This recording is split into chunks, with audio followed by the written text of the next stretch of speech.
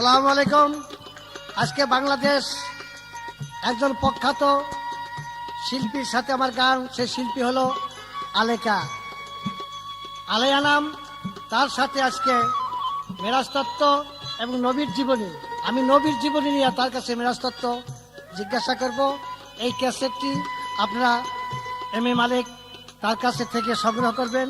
বাংলাদেশ দুজন শিল্পী, আমরা ক্ষুদ্র শিল্পী হিসাবে আপনাদের সামনে দাঁড়িয়ে আসছি। আপনারা মন দিয়া প্রাণ দিয়া এই ক্যাসেটকে খরিদ করবেন, ঘরে বসে বসে ভাবি সাবগনিয়া শুনবেন এবং তাদের বুঝাইবেন, তাদের শুনাইবেন। তারা যেন গান শুনে আনন্দ পেয়ে আমাদের জন্য দোয়া রাখে। সবাইকে সালাম দিয়ে গান শুরু করছি।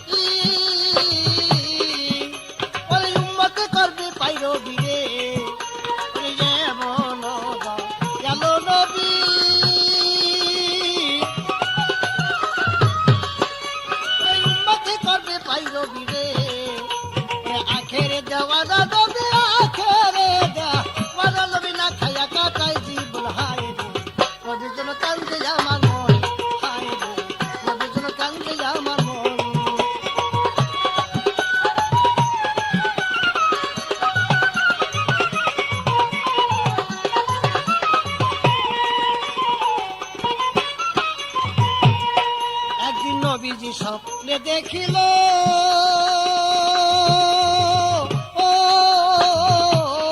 পাগল পুত্র দিয়ে ভেস্ট যাইল রে।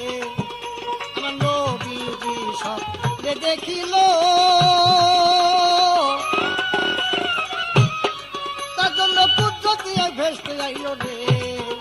আমার আল্লাহ বলছে ভেস্ট চলো, আল্লাহ বলছে ভেস্ট চলো, বাস করবো আমরা দুইজন। হায় রে নবীর জন্য কান্দে আমার মন, হায় রে নবীর জন্য কান্দে আমার মন।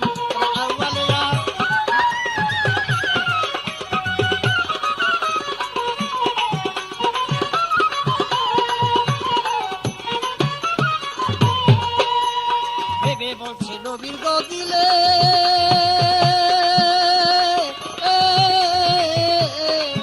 ভেস্টে গাইতে পারি উম্মতি রে। ভেবে বলছে নবীর দিলে ভেস্টে গাইতে পারি উম্মতি রে। উম্মতের জন্য বাকি রাখিলে একজন, বাকি রাখিলে ভেস্টে না যাবো কখন। হায় রে নবীর জন্য কান্দে আমার মন, হায় রে নবীর জন্য কান্দে আমার মন।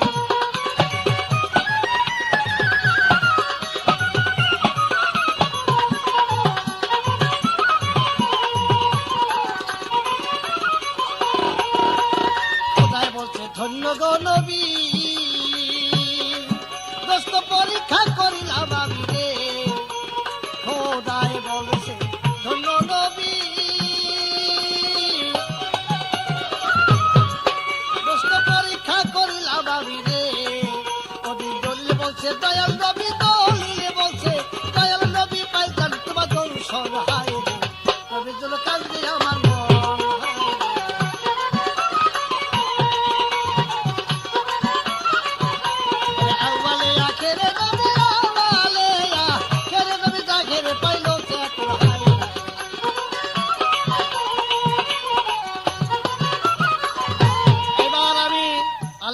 জিজ্ঞাসা করবো মেরাজ তত্ত্বের কথা। মেরাজ তত্ত্বের কথা জিজ্ঞাসা করবো। কি কথা? রাসূল যখন মেরাজে গেলেন, উম্মে হানির ঘরের থেকে যখন মেরাজে যাইবেন, এই মুহূর্তে জিবরাইল তাকে ডাক দিয়া ঘরে বাহির যখন করলেন, বাহির করার সাথে সাথে রাসূল বলিলেন, হে ভাই জিবরাইল, আমার তো অজুর প্রয়োজন। পাক নবী, সে তো পাক, তবু তার অজুর প্রয়োজন। আমার জিজ্ঞাসা, সেই অজুর পানি জিবরাইলের কাছে চাইলেন, সে কি পানি আনতে পারলেন না? যদি পানি আইনা থাকে কোথা থেকে আনছে, আর যদি পানি না আইনা থাকে তাহলে রাসূল কিভাবে অজু কইরা কি করেছেন এই একটি জিজ্ঞাসা। আর একটি জিজ্ঞাসা, রাসূল অজু করার পর তারপরে হুকুম হলো আল্লাহ তাআলার দরবার থেকে যে তুমি ভেস্টের থেকে একটি বুরাক নিয়ে দাও। আমার জিজ্ঞাসা, এই বুরাকটা জিব্রাইল কিভাবে চিনা বার করলেন? লাখে লাখে বুরাক ছিল, বহু বুরাক ছিল, তার ভিতর থেকে সেই বুরাককে বার করলেন কি চিহ্ন পাইয়া? সে বুরাকের চিহ্ন ছিল কি এবং 8 রকমের সুরত দিয়েছিল বুরাকের। বা জিজ্ঞাসা, সুরতগুলি কি? এটুকু জিজ্ঞাসা। খোদাই বলছে, ধন্য গো নবী, প্রশ্ন পরীক্ষা করিলাম আমি রে। আমার খোদাই বলছে, ধন্য নবী, প্রশ্ন পরীক্ষা করিলাম আমি রে। কদিন দলিল বলছে, দয়াল নবী দলিল বলছে, দয়াল নবী পাইবেন তোমার দূষণ। হায় নবী চন্দ্র কান্দের আমার মন, হায় নবী চন্দ্র কান্দে আমার মন। ওরে আউয়ালিয়া আখি নবী জাগে রে পাইল সে তোর। হায় নবী চন্দ্র কান্দে আমার মন।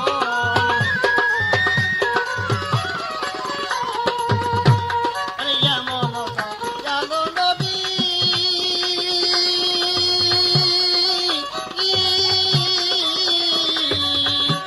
আরে উম্মতি করবি পাইরবি রে। আরে এমন জানো নবী,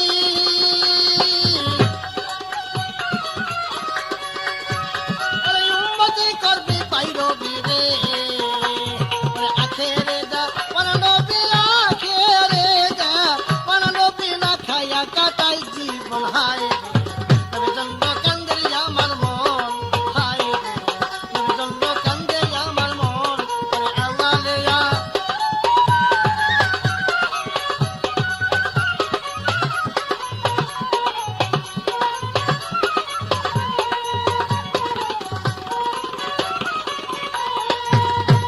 একদিন রবিজি স্বপ্নে দেখিল,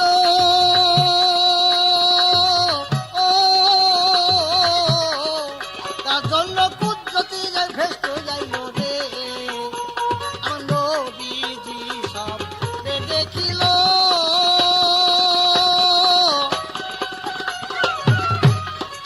তার জন্য কুদরতি ভেস্ট যাইল রে।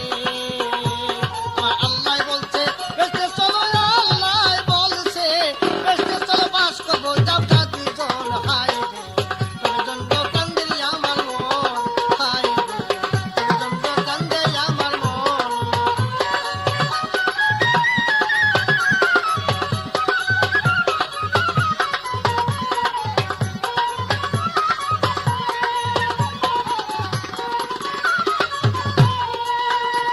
ওরে ভেবে বলছি নবী গো দিলে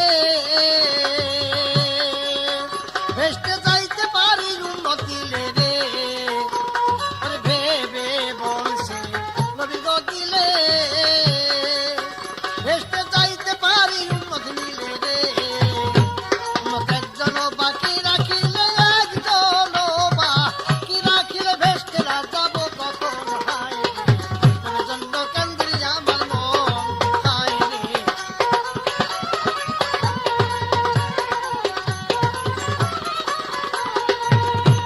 আমার খোদাই বলছে, ধন্য নবী,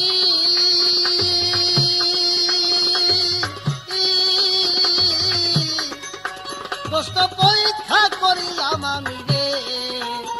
আমার খোদাই বলছে, ধন্য নবী, কষ্ট পরীক্ষা করিলাম আমি রে। ওদিন বলছে দয়াল নবী দলিল বলছে, দয়াল নবী পাইবেন তোমার দূষণ। হায় নবী চন্দ্র কান্দে আমার মন, হায় রে নবী চন্দ্র কান্দে আমার মন।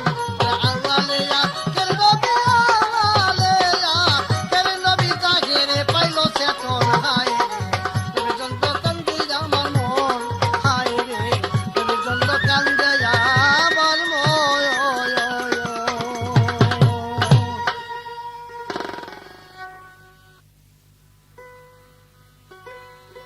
আসসালামু আলাইকুম। আমরা আপনাদের সামনে উপস্থিত হয়েছি পালা গানের ক্যাসেট নিয়ে। আর সেই পালা হলো নবীর জীবনী আর মেরাজ তত্ত্ব। আসলে এটা পালা না, তবুও দয়াল নবীর গুণগান, জীবনী সম্বন্ধে 2-4 কথা গানের মাধ্যমে বলার চেষ্টা রাখব। আপনাদেরকে এই সুন্দর পালা গানের ক্যাসেটটি উপহার দিচ্ছেন এম এ মালিক। আমার প্রতিপক্ষ বাংলাদেশের প্রখ্যাত দলিলউদ্দিন বয়াতি সাহেব জীবনী নিয়ে গান করলেন, আর আমাকে দিলেন মেরাজ তত্ত্ব। আমি আলেয়া বেগম মেরাজ তত্ত্ব নিয়ে একটা গান করে তারপরে প্রশ্নের জবাব দেওয়ার চেষ্টা করব। সবে মেরাজে চলছেন নবীজি আমার রে, সবে মেরাজে চলছেন নবীজি আমার রে, সবে মেরাজে।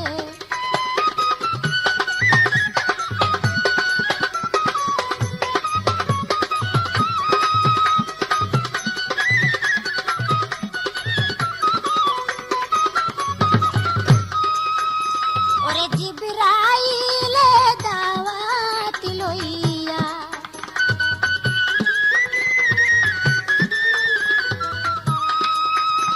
ওরে জিবরাইলে দাওয়াত লইয়া এলেন দুনিয়ার মাঝারে রে, সবে মেরাজে চলছেন নবীজি আমার রে, সবে মেরাজে।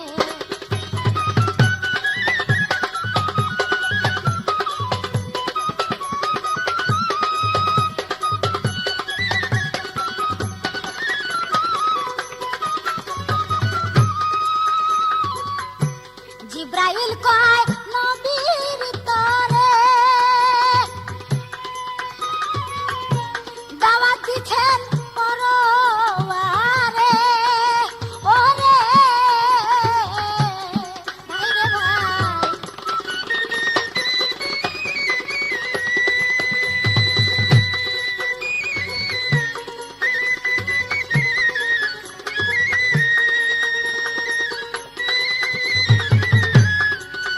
তখন কথা শুনে পয়গাম্বরে,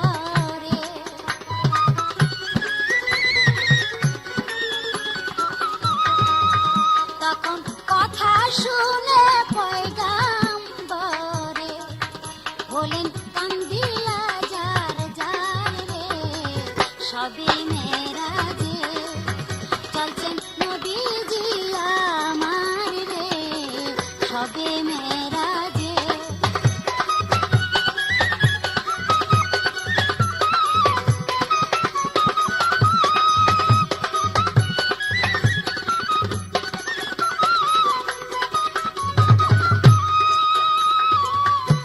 নবী বলেন জিব্রাইল ভাই,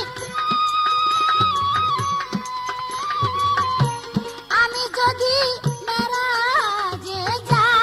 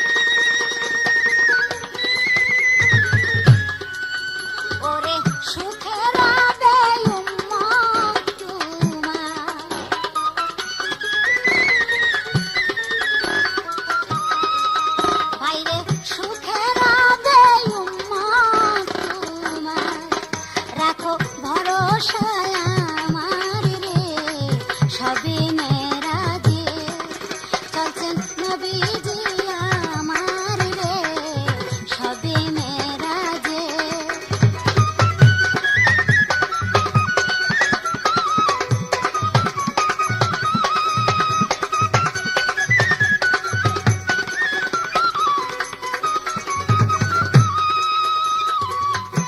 খুশি হইয়া নূর নবীজি শুকরিয়া লইলেন ভেজি ওরে হায় হায়।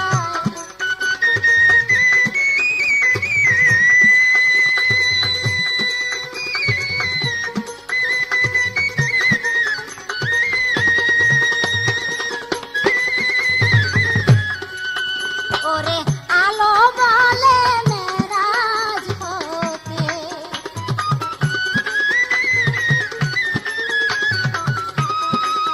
হায়রে আলো বলে মেরাজ হতে আনলেন কত উপহার রে সবে মেরাজে। আমার দয়াল নবী মেরাজে যাবার পথে অজুর প্রয়োজন হলো কেন? পাক নবী হলে আবার অজুর দরকার হয় কেন? আসলে কি এটা কোনো কথা না? আমরা গোসল করে উঠে যদি দেখি নামাজের সময় হয়ে গেছে, তখন গোসল করে উঠছি পাক পবিত্র, অথচ তখন আমাদের অজুর দরকার হয় তখন। তাই নামাজ পড়তে হলে অজু অবশ্যই আমাদের করতে হবে। অজু যেমন ফরজ। তাই বলা হয়েছে, দয়াল নবী বললেন, ভাই জিব্রাইল আমার জন্য একটু পানির ব্যবস্থা করো, আমি পানি দিয়ে অজু করে 2 রাকাত শুকরিয়া নামাজ আদায় করি।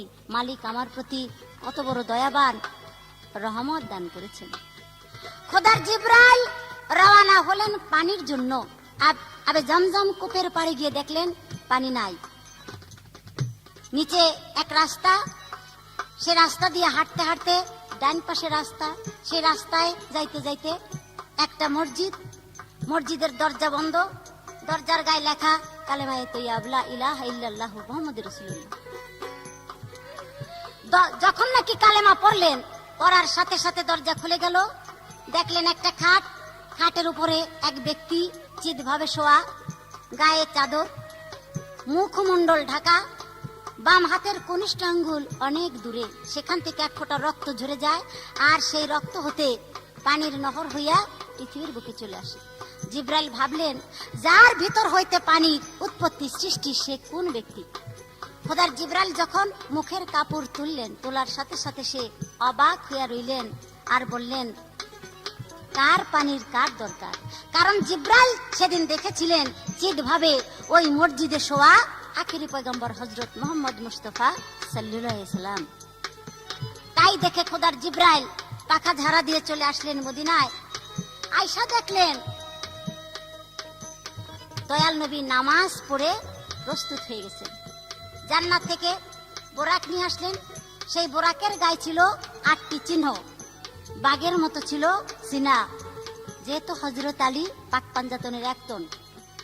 বাঘের মতো সিনা, আর তাই আলীকে বলা হয় মারফতের চেরাগ, শরীয়তের বাঘ। আর পৃষ্ঠ ছিল গাধার মতো। মুখমণ্ডল ছিল উম্মে হানি অর্থাৎ নারীর মতো। আর সেই বোরাকের লেজ সেটা ছিল ময়ূরের মতো। আর পাখা পরীর মতো, অর্থাৎ সেই জিব্রাইলেরই একটা অংশ। পা ছিল ঘোড়ার মতো, পায়ের খুরা ছিল উটের মতো। আশা করি এই যে অষ্ট অলংকার দিয়ে এই বোরাক যখন উপস্থিত হলো, আর বোরাক এসে রসুলকে দেখে এমন ভাবে 2 চোখের পানি ফেলতে লাগলেন, তা দেখে দয়াল নবী তার প্রতি মহব্বত হইয়া বোরাকের সামনে চলে গেলেন। আশা করি এই পর্যন্ত আমার কাছে জিজ্ঞাসা ছিল, জবাব শেষ করলাম।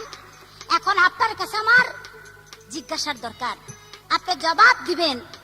দয়াল নবী এই পৃথিবীর বুকে এত জায়গা থাকা সত্ত্বেও দয়াল নবী আরবের ভিতরে অর্থাৎ মক্কা নগরে জন্মগ্রহণ করলেন কেন? এক, আওয়ালামা খালাকাল্লাহ নূরি, অতি প্রথম সেই মোহাম্মদ নূর সৃষ্টি, সবার আগে যেই মোহাম্মদ মুস্তাফা সৃষ্টি, তাকে আল্লাহ তাআলা পৃথিবীতে পাঠাবার বেলায় সকল নবীদের কনিষ্ঠ অর্থাৎ ছোট করে পাঠালেন কেন? এই আমার দুটি প্রশ্ন জিজ্ঞাসা, আশা করি আপনি জবাব করবেন।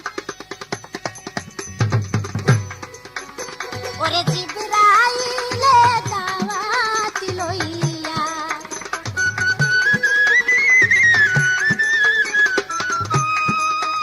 এলেন দুনিয়ার মাঝারে রে, সবে মেরাজে চলছেন নবীজি আমার রে, সবে মেরাজে চলছেন নবীজি আমার রে, সবে মেরাজে।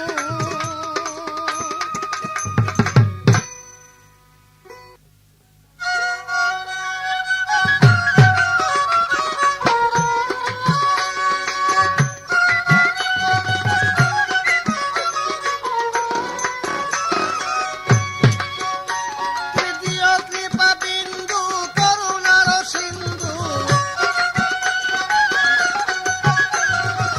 দ্বিতীয় কৃপা বিন্দু করুণার সিন্ধু, পারেনি বন্ধু নবী হইবে আখেরে নবী।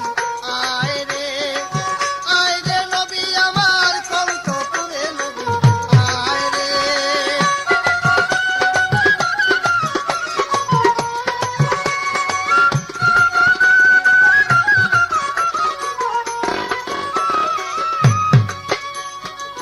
অন্ধকারে আলো নবী নূরে ছিল, নিরাকারে সেই নূর জলে ভাসিল। অন্ধকারে আলো নবী নূরে ছিল, নিরাকারে সেই নূর জলে ভাসিল। সেই নূরে সংসার কুদরতে মাওলার, সেই নূরে সংসার কুদরতে মাওলার, সারে আলম তৈয়ার মোহাম্মদ নূরে নবী। আয় রে নবী আমার কণ্ঠপুরে নবী, আয় রে।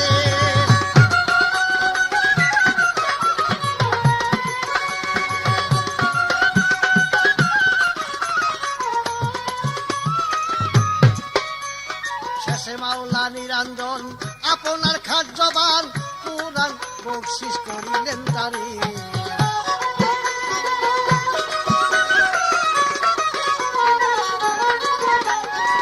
শেষে মাওলা নিরঞ্জন আপনার খাদ্যবান, পুরাণ বকশিস করিলেন তারে। পুরাণের বর্ণন করিতে বিতরণ, পুরাণের বর্ণন করিতে বিতরণ, আসিল নুরিত নেই মক্কা নগরে নবী। আয় রে নবী আমার কণ্ঠপুরে নবী, আয় রে।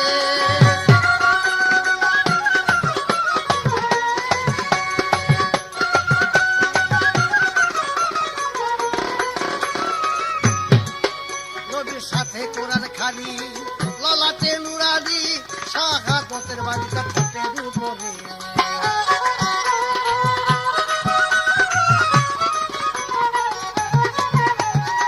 সাথে কোরআন খানি, ললাটে নুরানি, শাহাদতের বাড়িটা ঠোঁটের উপরে।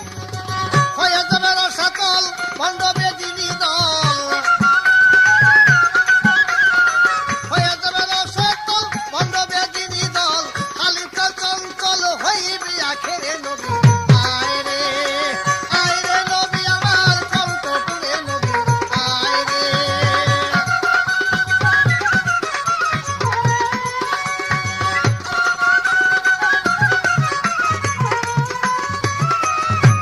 তিনি জিজ্ঞাসা রাখছেন আমার কাছে যে এই নবী মক্কায় কেন আসলেন, এই একটি প্রশ্ন। এত জায়গা থাকতে মক্কা নগরে কেন আসলেন? আরেকটা জিজ্ঞাসা হলো, সর্বপ্রথম তৈরি হচ্ছে মোহাম্মদী নূর, সর্বপ্রথম তৈরি হচ্ছে মোহাম্মদী নূর, আর সেই নূরের নবী তাকে লাস্টে কেন পাঠাইলেন, এটার কারণ কি? তাই আল্লাহ পাকে বলছেন, আউয়ালে আল্লাহর নূর দিয়বে তব দরক্তের ফুল সিয়মে ময়নার গলার খান, চৌটায় সে তারা নবী পঞ্চমী ময়ূর।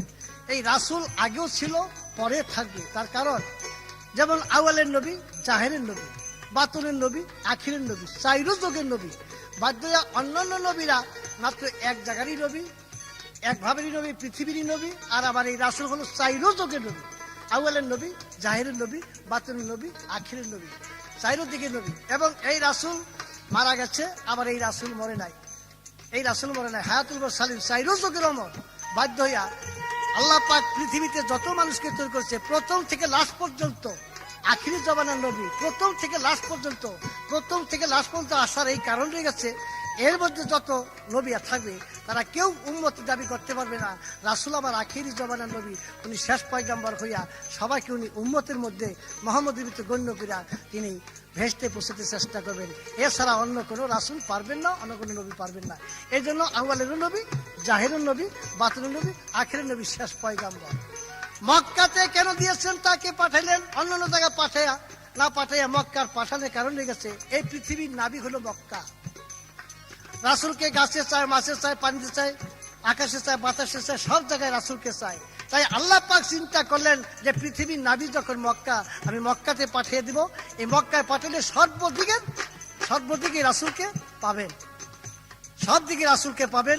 এই বলে আল্লাহ পাক রাসূলকে মক্কা পাঠিয়েছেন। মক্কা হলো পৃথিবীর নাবি, নাবিতে আল্লাহ পাক রাসূলকে পাঠিয়েছেন। এই দুই কথার উত্তর আমাদের হয়ে গেল। এবার আমার জিজ্ঞাসা থাকবে, আপনি সুন্দরভাবে উত্তর দিবেন।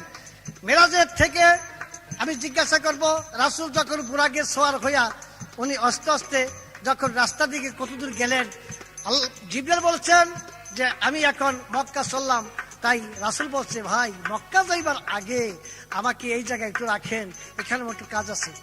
উনি বুরাকের থেকে নামিয়া একটা কবরের মধ্যে বুকটা লাগিয়া উনি চোখের পানি ছাইয়া কাঁদছেন দাঁড়ে দাঁড়িয়ে। আমার জিজ্ঞাসা, এই কবরটি কার কবরের মধ্যে বুক লাগাইয়া উনি কাঁদছেন? এই একটি জিজ্ঞাসা। আর একটি জিজ্ঞাসা থাকবে, রাসূল যখন মক্কা থেকে 2 রাকাত নামাজ পড়ে ঘরের থেকে বাইর হলেন, বাইর হওয়ার সাথে সাথে দুটি মৃত্যু লাশ তার সামনে আসলো। লাশ দুইটা দেখে উনি চিনতে পারলেন না। পরিচয় পাওয়া মাত্র উনি চোখের পানি ছেড়ে দিয়ে কাঁদছেন। আল্লাহ তরফ থেকে বলছে যে তুমি তাদের কলেমা পড়াও। রাসূল তাদের কলেমা পড়িল। আমার জিজ্ঞাসাই, লাশ দুটি কার? কেন রাসূল তাদের মৃত্যু লাশের উপরে কলেমা পড়িলেন? তারা কারা? পরিচয় কি? এই দুটি প্রশ্ন। নবীর সাথে কোরআন খানি, ললাটে নুরানি, শাহাদাতের বাণীটা ঠোঁটের উপরে।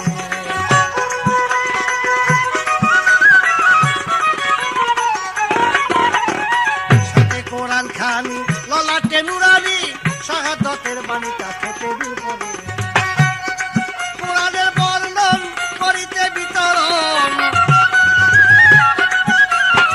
কোরআনের বর্ণন করিতে বিতরণ, আসিল নুরি তলে মক্কা নগরে নবী। আয় রে নবী আমার কণ্ঠ তুলে নবী, আয় রে নবী আমার কণ্ঠ তুলে নবী, আয় রে নবী আমার কণ্ঠ তুলে নবী, আয় রে নবী আমার কণ্ঠ তুলে নবী, আয় রে।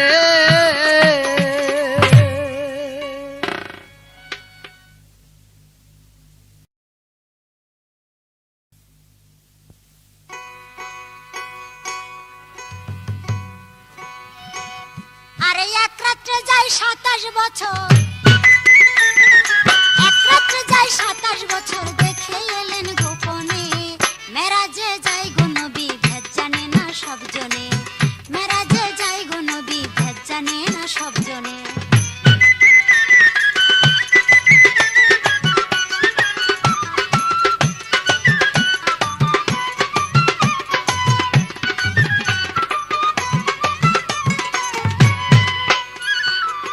দুনিয়াটা সৃষ্টি হইল যাহার ওসিলায়, আরে সেই নবীজি একদিনেতে তায়েবেতে যায়। তায়েবেতে গিয়াছিল নবী ইসলাম প্রচার করিতে, কত আঘাত মারলো তারে বলি আমি সভাতে। আরে কাফের গুনে নবীকে কত কষ্ট দিল,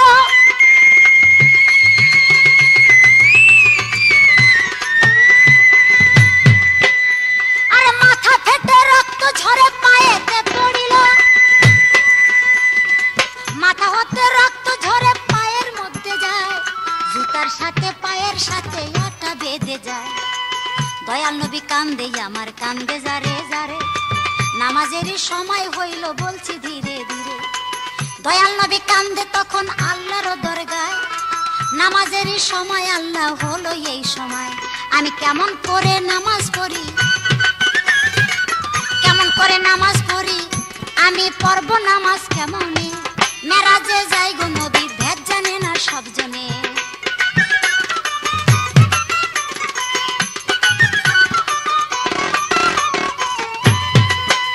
কারণ পায়ের জুতা এখন আমি খুলতে পারি না, তাই জুতা পায়ে দিয়া কবু নামাজ চলে না। আমার আল্লাহ বলে ওরে জিব্রাইল যাও রে মেলা দিয়া, আমার দয়াল নবী কষ্ট করে জুতা খোলার লাগিয়া। তাই তো আমি বলি একটু শোনো দিয়া মন, আমার দয়াল নবী নামাজ পড়বে মনেরই মতন। আজকে নামাজে পায়ের জুতা খুলতে হবে না, আর জুতা পায়ে নামাজ পড়বে দিনের দেওয়ানা। এই জীবনে যত নামাজ পড়বে নবীজি আর আদায় করিয়াছে আমি সবাই বলতেছি, সবার চেয়ে আজকের নামাজে খুশি হব, তাই তো আমি এই নামাজে বড় শান্তি পাব। এই কথা শুই না গো নামাজ আদায় করে লয়, নামাজ পড়ার শেষে আবার দৌড়াইতে লয়। চতুর্দিকে কাফের গনে কষ্ট তারে দেয়, আরে পাথর ছোড়ার জন্য পিছনে ধাওয়া দেয়। দৌড়াইতে দৌড়াইতে নবী হইল রওয়ানা, দয়াল নবীকে সেদিন কেহ আশ্রয় বাবা দিল না। যে দেখে সেই তখন দরজা বন্ধ করে,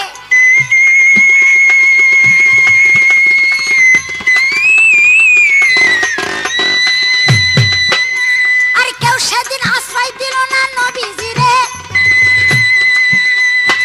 এমন সময় একটি হাত ইশারাটা দিল, সেই হাতটা এক নারীর হাত কিন্তু ছিল। নারীর হাতের ইশারাটা যখন নাকি দিল, দয়াল নবী তাই দেখিয়া দৌড়াইয়া পৌঁছাইল, সেই ঘরের ভিতরেতে প্রবেশ করিল। দরজা বন্ধ তখন এতে সাথে সাথে করছিল। আর দয়াল নবী ঘরের মধ্যে প্রবেশ করিয়া কান্দিতেছে নবী আমার জারজারা হইয়া। এমন সময় আল্লাহ বলে জিব্রাইলের তরে, মেরাজেরই সংবাদ পৌঁছাও আমার দুস্তের দরবারে। আর মাতা নাই পিতা নাই, নাই রে জোরের ভাই,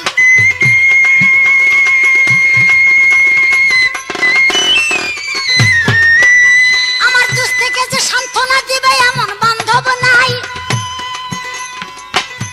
আমার দোস্তজিকে জান্নাত হতে আর শান্তির বাতাস দিয়া, তাহার যতই আছে মনের দুঃখ সকল দিব ঘুচাইয়া। ওরে যাও রে জিব্রাইল সংবাদ লইয়া, যাও রে জিব্রাইল সংবাদ নিয়ে আসে যে মেরাজ করবে মোর শোনে, মেরাজে যাই গো নবী, ভেদ জানে না সব জনে।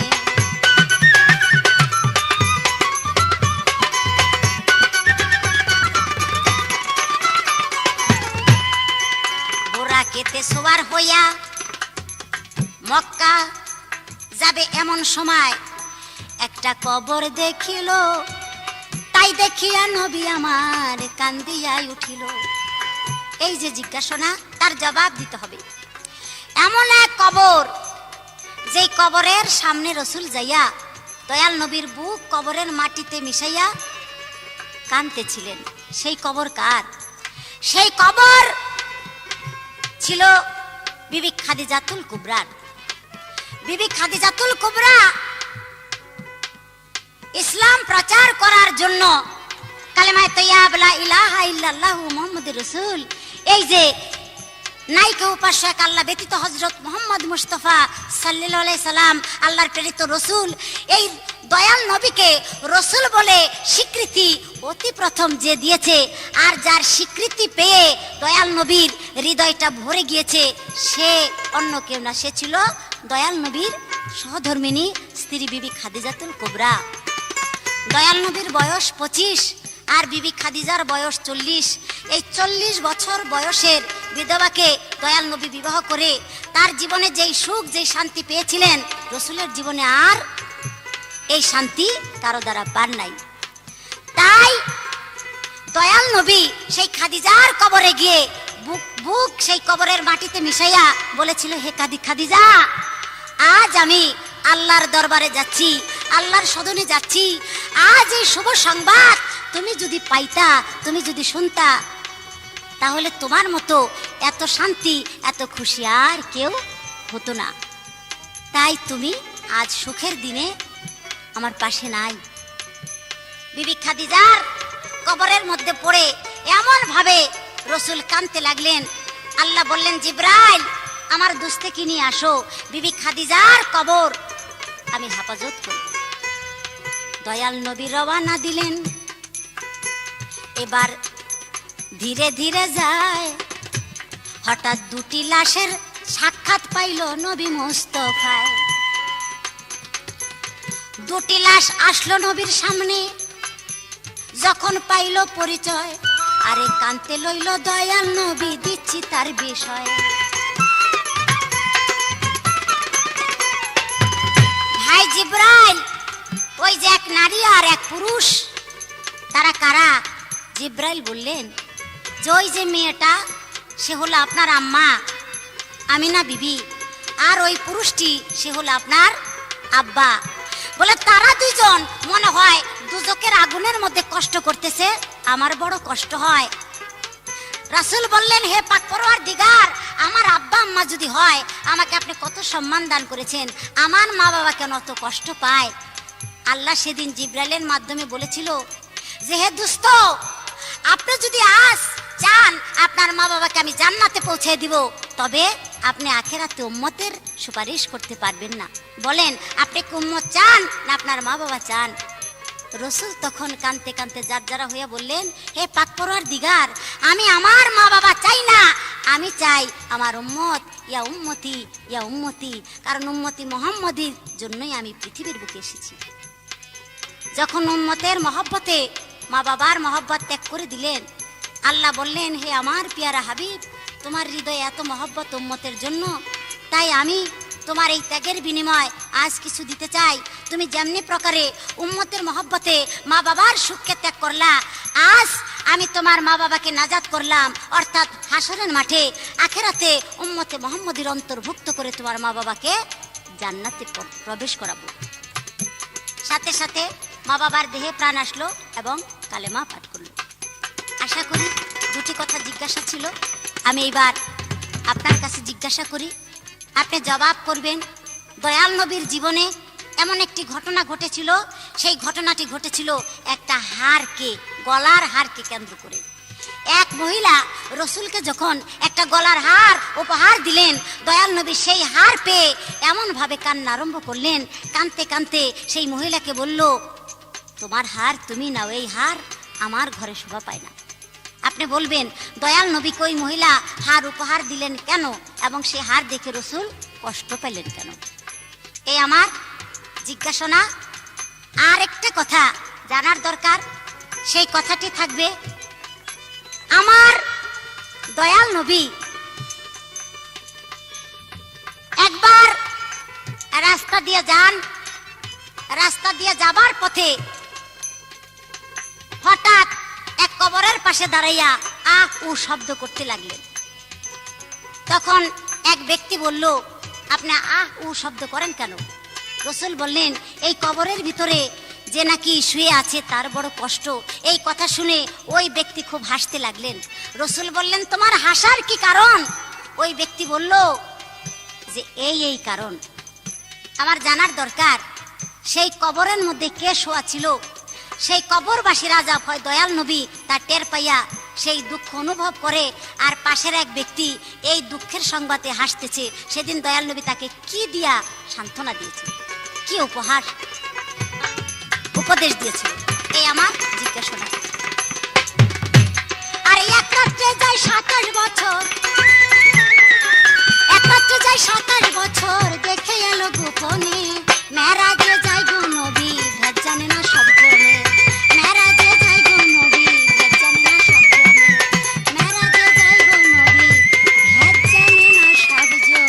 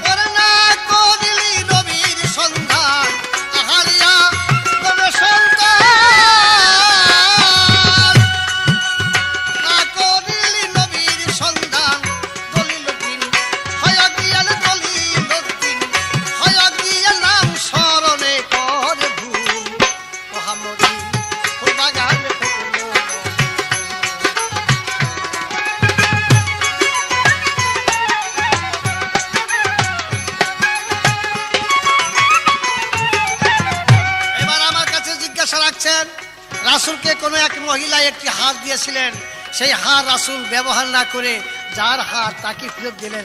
এটার মূল কারণ কি? এটার মূল কারণ হলো রাসূলের প্রথম স্ত্রী ছিল বিবি খদিজা। খদিজার একটি মেয়ে ছিল জয়নব বলে নাম। খদিজার গলার থেকে হারখানা খুলে জয়নবকে দিয়েছিলেন।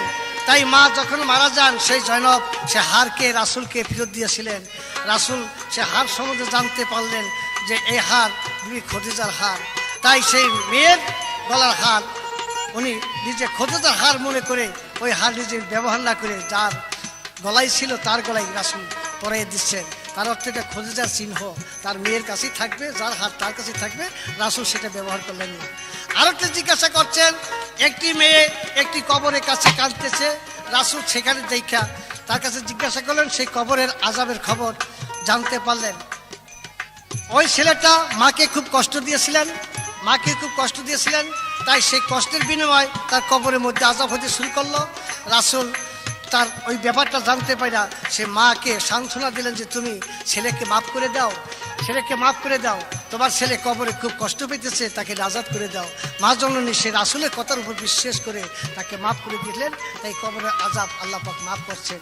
এই দুটি প্রশ্ন ছিল আমার কাছে, আমি উত্তর দিয়ে দিলাম। আমার এবার জিজ্ঞাসা থাকবে মিরাজ সম্বন্ধে। রাসূল যখন দুটি লাশকে কলেমা পড়াইলেন, তাদের ভিতরে রূহ আসলেন। আমার জিজ্ঞাসা থাকবে, এই রূহ কি ফিরত আল্লাহ পাকে নিয়ে গেছে, না ওই তারা সেই দুটি লাশ জিন্দা হয়ে গেছে? আপনি এটুকু আমার পেশ রইল, কিন্তু আমার জিজ্ঞাসা এটুকার পেশ রইল। আমার এই জিজ্ঞাসা, রাসূল মক্কা থেকে যখন সিদরাতুল মুনতাহায় গেলেন, রাসূল যখন মিরাজের থেকে সিদরাতুল মুনতাহায় যাইবেন, তার আগে আমার একটি জিজ্ঞাসা থাকবে। রাসূল যখন চলে গেলেন বাইতুল মুকাদ্দাসের ঘরের সামনে, ওখানে একটা পাথরের সাথে রাসূল কথা বলেছিলেন। আমার জিজ্ঞাসা, পাথরটার কি নাম এবং কি কথা বলেছিল সেই পাথরকে, এই একটি জিজ্ঞাসা। আর রাসূল যখন বুরাকে সওয়ার হয়ে প্রথম আসমানে যাইবেন, হঠাৎ একটা তীর বুরাকের গায়ে লাগা রাসূল সেই বুরাকে নিয়ে পৃথিবীর বুকে পড়ে গেছিলেন। আমার জিজ্ঞাসা, কিসের তীর? এই তীর কে বাঁচছিল? রাসূলের গায়ে, সেই বুরাকের গায়ে লাগিয়া সেই বুরাক জমিনে পড়ে গেলেন। এই তীরটা কে মারছিল, তার কি নাম? এই দুটি প্রশ্ন আমার কাছে।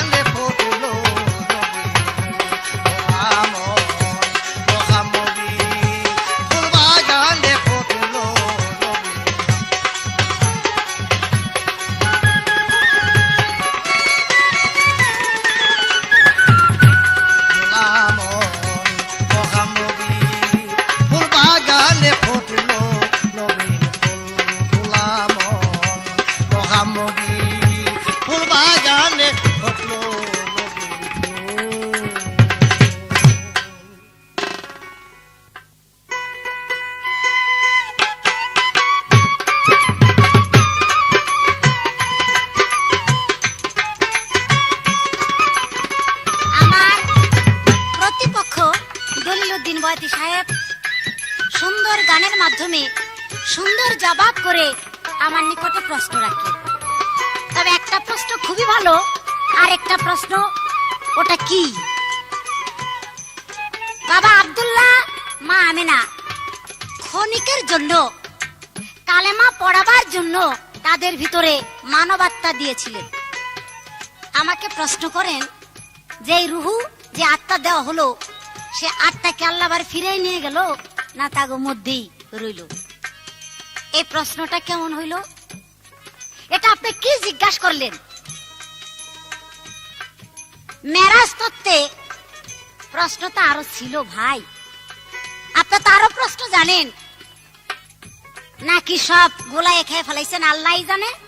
কারণ ওইটা কোনো প্রশ্নই না, ওইটা কোনো প্রশ্নই না। অথচ সুন্দর কথাটাকে আপনি অগোছালো বানায় ফেলাইছেন। সেটা ক্ষণিকের জন্য আল্লাহর কুদরতে তাদের দেহের ভিতরে আত্মা আসছিল, আবার আল্লাহর হুকুমে আত্মা যেখানে ছিল সেখানে চলে গেছে। আপনি বললেন আত্মা কি নিছে না তাদের ভিতরে রয়েছে?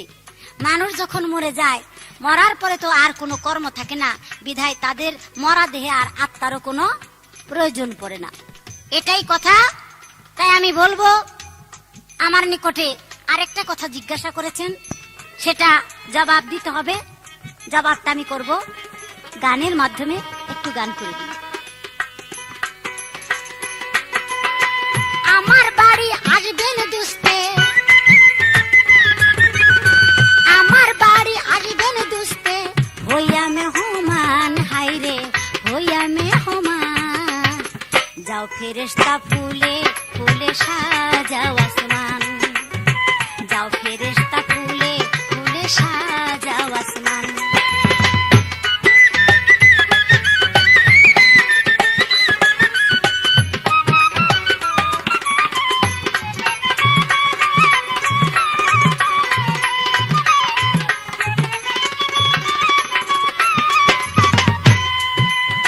শুভ লগ্নে শুভ রাতে, আরে জিব্রাইল ছিল রে সাথে।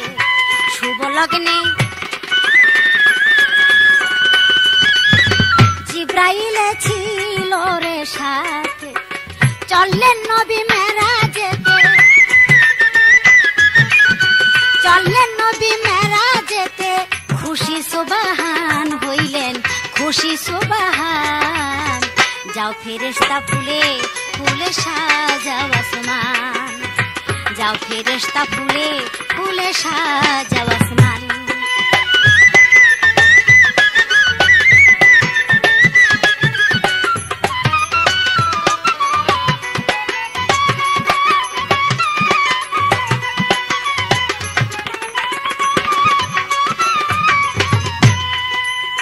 বোরাক যখন বাইতুল মুকাদ্দাস থেকে প্রথম আসমানে প্রবেশ করবেন, এমন সময় পৃথিবীর বুক হতে কে যেন একটা তীর নিক্ষেপ করলো। সেই তীর লাগলো বোরাকের পায়, আর সেই আঘাত লাগলো দয়াল নবীর কলিজায়। তীর ছিল কিসের? মারলো কে? তীর বিঁধলো বোরাকের পায়, আঘাত লাগলো নবীজির কলিজায়। এটা কেমন ব্যাপার? তাই আমি বলবো, এই কথাটা সেই বুঝতে পারে যে খাঁটি গুরুর খাঁটি ভক্ত। এটা হলো গুরু শিষ্যর একটা মহব্বত, অনুরাগের ব্যাপার।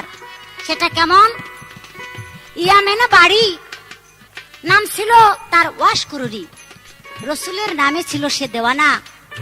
তাই দয়াল নবীর জন্য সারা জীবন কানতে কানতে কাটায় দিল। দয়াল নবী যখন উহুদের যুদ্ধে গেলেন, যুদ্ধে গিয়ে একটা দন্ত মোবারক শহীদ হলে ওয়াশকুরুনি সংবাদ পেয়ে হাতে একটা পাথর নিয়ে সমস্ত দাঁত ভেঙে ফেলল। তাই তার নাম ছিল পাগল ওয়াশকুরুনি।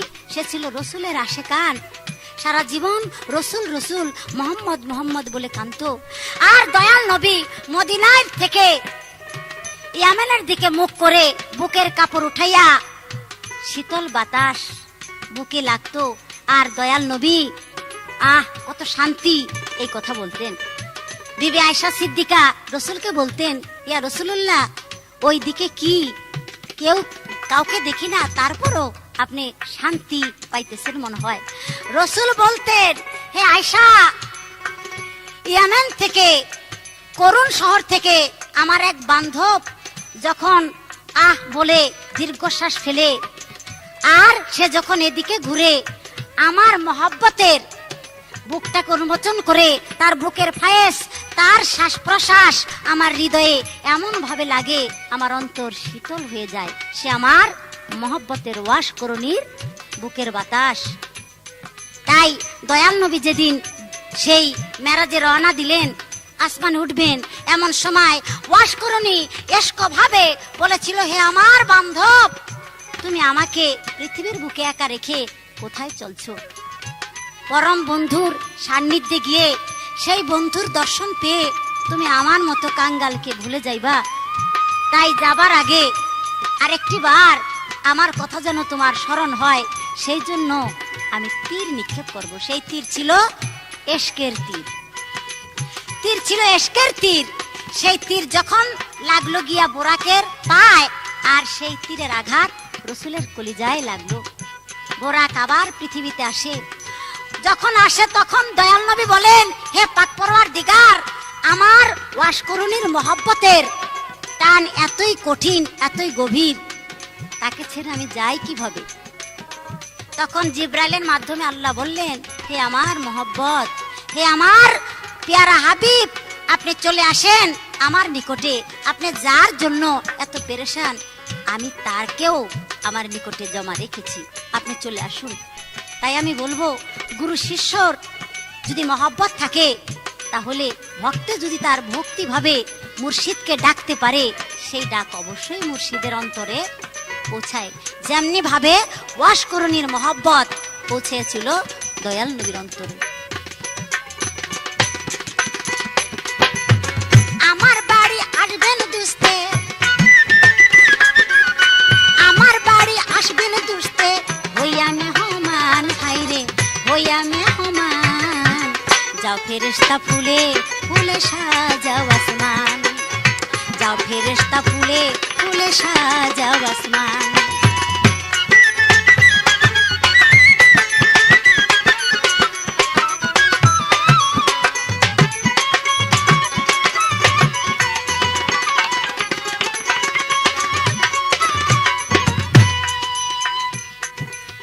আশা করি এই পর্যন্তই জিজ্ঞাসা ছিল আমার নিকটে। আমি বলার চেষ্টা করলাম, দয়াল নবী যাবার পথে নামাজ আদায় করলেন। নামাজ আদায় করে উপস্থিত হলেন প্রথম আসমানে। সেখানে গিয়ে দরজা উন্মোচন করার জন্য বলে দিলেন, আর সেখানে এক ফেরেশতা দরজা খুলে দয়াল নবীকে স্বাগতম জানালেন।